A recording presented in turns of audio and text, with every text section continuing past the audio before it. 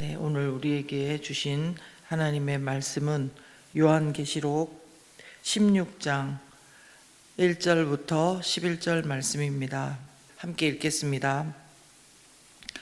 또 내가 들으니 성전에서 큰 음성이 나서 일곱 천사에게 말하되 너희는 가서 하나님의 진노의 일곱 대접을 땅에 쏟으라 하더라. 첫째 천사가 가서 그 대접을 땅에 쏟음에 짐승의 표를 받은 사람들과 그 우상에게 경배하는 자들에게 악하고 독한 종기가 나더라. 둘째 천사가 그 대접을 바다에 쏟음에 바다가 곧 죽은 자의 피같이 되니 바다 가운데 모든 생물이 죽더라. 셋째 천사가 그 대접을 강과 물 근원에 쏟음에 피가 되더라. 내가 들으니 물을 차지한 천사가 이르되 전에도 계셨고 지금도 계신 거룩하신 이여 이렇게 심판하니 의로우시도다. 그들이 성도들과 선지자들의 피를 흘렸으므로 그들에게 피를 마시게 하신 것이 합당하니이다 하더라. 또 내가 들으니 제단이 말하기를 그러하다. 주 하나님 곧 전능하신 이시여 심판하시는 것이 참되시고 의로우시도다 하더라. 넷째 천사가 그 대접을 해에 쏟음에 해가 권세를 받아 불로 사람들을 태우니 사람들이 크게 태움에 태워진지라. 이 재앙들을 행하는 권세를 가지신 하나님의 이름을 비방하며 또 회개하지 아니하고 주께 영광을 돌리지 아니하더라. 또 다섯째 천사가 그 대접을 짐승의 왕좌에 쏟으니 그 나라가 곧 어두워지며 사람들이 아파서 자기 혀를 깨물고 아픈 것과 종기로 말미암아 하늘의 하나님을 비방하고 그들의 행위를 회개하지 아니하더라. 아멘. 7월 24일 목요일 아침입니다. 오늘 말씀은 일곱 대접 재앙에 대한 환상입니다. 그 앞에 있었던 일곱 인의 재앙 그리고 일곱 나팔의 재앙에 이은 마지막 재앙이 되겠습니다. 특별히 일곱 대접 재앙은요 8장에 나왔던 일곱 나팔의 재앙과 비슷하게 전개가 되는데 일곱 대접 재앙은 그 범위가 다르다는 점에서 잘 봐주시면 좋겠습니다.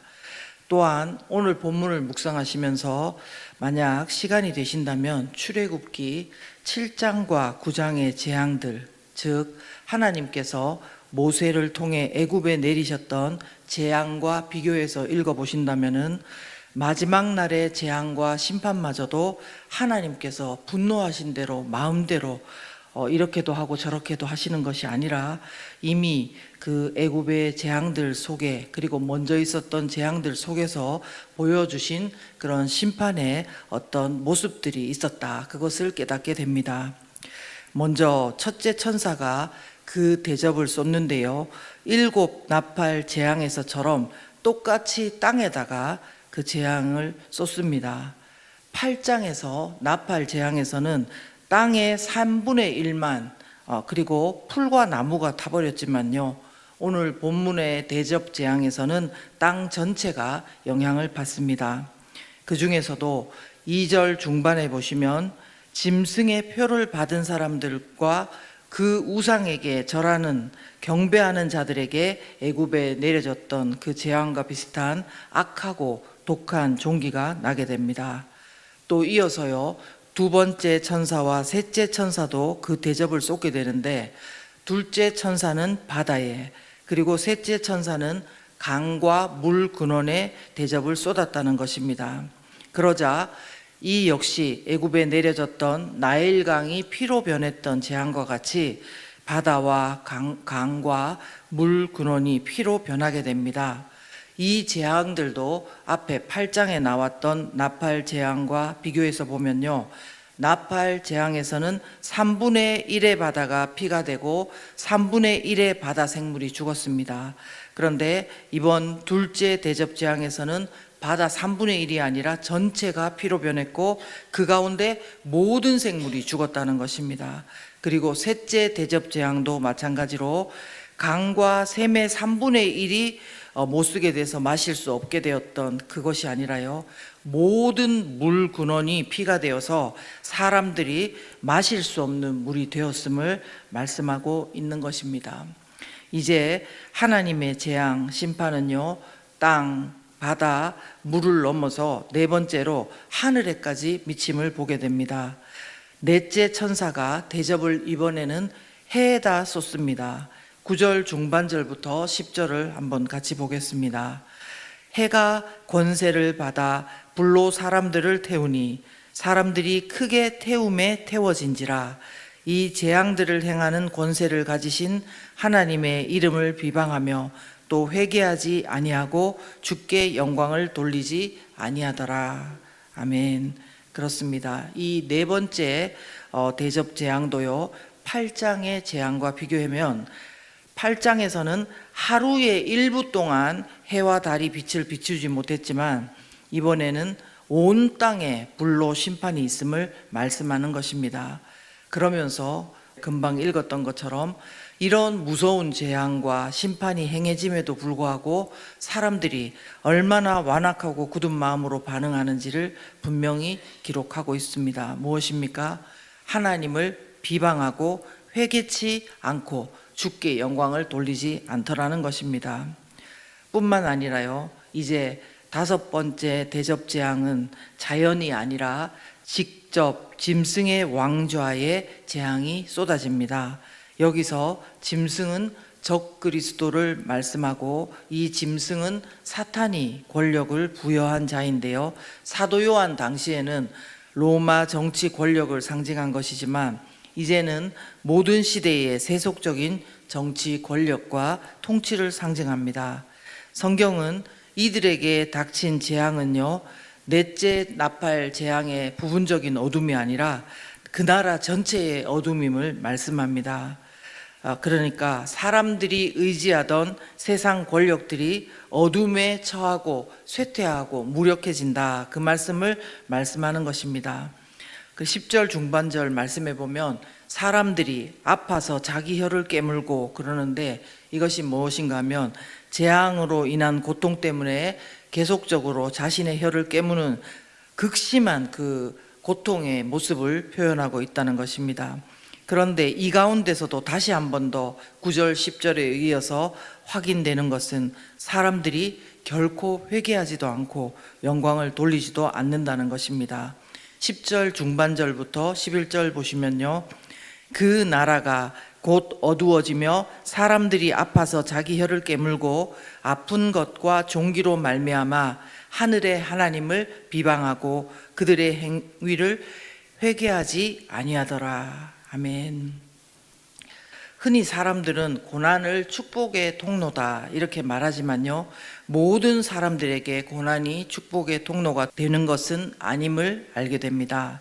고난 자체가 하나의 무슨 배지가 되는 것도 아니고 비슷한 고난을 겪었다고 해서 다른 사람 고난을 다 아는 것도 아닙니다. 진정 고난이 축복의 통로가 될 수 있는 것은요, 고난 가운데 진심으로 회개하고 하나님의 섭리를 깨닫고 하나님의 사랑을 알게 되고 또 그 고난을 통해 오히려 주신 사명을 알게 될 때, 발견하게 될 때 축복의 통로가 되는 것입니다. 그러므로 어려움 가운데서도 우리가 회개할 수 있다면 그것은 소망이 있는 것입니다. 우리의 마음은 오늘 본문에 나오는 이들과 같이 굳고 굳어서 이 세상 가장 굳은 광물처럼 돼서 아무리 뜨거운 불로 녹여도 녹지 않는 그런 굳은 자가 아니라요, 하나님 안에서 부드러운 심령이 되기를 예수 그리스도 이름으로 축원합니다. 한 걸음 더 나아가서요, 이 계속되는 재앙들의 모습을 보면서 우리 마음에 두려움이 있는 것은 당연한 일일 것입니다. 그렇습니다. 우리는 정말 두려워해야 될 일에 두려워해야 되고 이 심판의 주관자 되시는 하나님을 두려워하는 것이 마땅합니다. 그러나 이와 함께 꼭 기억해야 될 것이 있는데, 이런 환난과 재앙 가운데서도요, 하나님의 보호하심이 분명히 있다는 사실입니다. 맨 첫 번째 대접이 땅 전체에 쏟아졌을 때 악하고 독한 종기가 난 자들을 누구라고 했습니까? 바로 짐승의 표를 받은 사람들과 그 우상에게 경배한 자들이라고 했습니다. 그래서요, 어떤 성경학자들이 이야기한 것을 제가 그대로 옮겨와서 말씀을 드려보면요, 이렇게 이야기를 했습니다.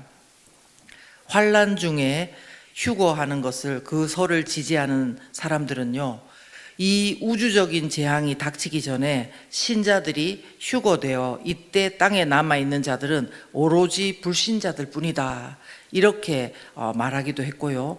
또 다른 의견으로는 환난 후에 휴거설을 지지하는 학자들도 성도들이 이 땅에 여전히 남아 환난을 경험하지만 그래도 하나님의 약속대로 성도들은 보호를 받을 것이다, 이렇게 말을 했습니다. 이에 대해서 학자들이 근거로 드는 구절 중에 하나가 바로 계시록 7장 14절 후반과 또 16절인데요. 제가 읽어드리겠습니다. 이는 큰 환난에서 나오는 자들인데 어린 양의 피에 그 옷을 씻어 희게 하였느니라. 그러므로 그들이 하나님의 보좌 앞에 있고 또 그의 성전에서 밤낮 하나님을 섬김에 보좌에 앉으신 이가 그들 위에 장막을 치시리니 그들이 다시는 줄이지도 아니하며 목마르지도 아니하고 해나 아무 뜨거운 가운데 상하지도 아니하리니, 이렇게 말씀하신 것입니다. 그렇습니다. 이처럼요, 하나님은 성도들을 상하지 않게 하실 것이라는 것입니다.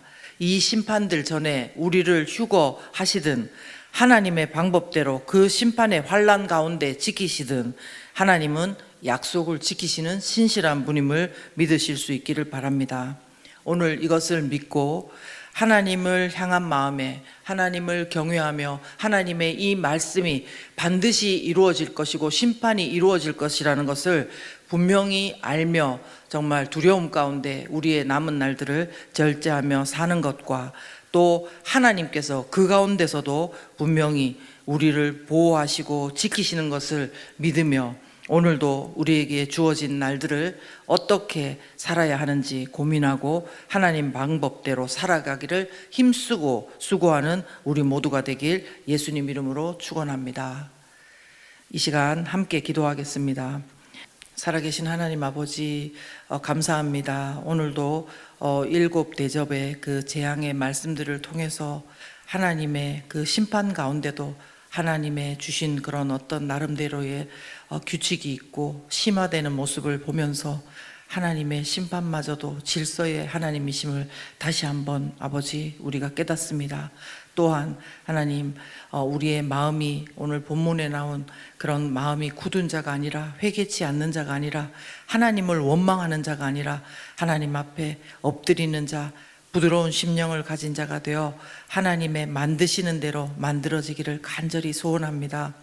하나님, 우리 가운데 고난의 시간을 지날지라도 우리에게 말씀해 주셔서 이 시간을 잘 지나가가 오히려 하나님의 사랑을 확인하고 소명을 발견하는 우리 모든 성도들 될 수 있도록 도와주시옵소서. 또한 마음 가운데 하나님의 보호하심도 믿고 하나님의 그 인도하심과 환난 가운데도 지키실 그 하나님을 신뢰하며 오늘도 각자에게 주어진 그 삶을 성실하게 감당할 수 있도록 인도하여 주시옵소서. 이제는 우리를 위해서 십자가를 지시고 또 죽으시고 부활하신 예수 그리스도의 은혜와 하나님 아버지의 놀라우신 사랑과 성령의 충만하심과 내주하심이 우리 모두 가운데 영원토록 함께 하시기를 간절히 축원하옵나이다. 아멘.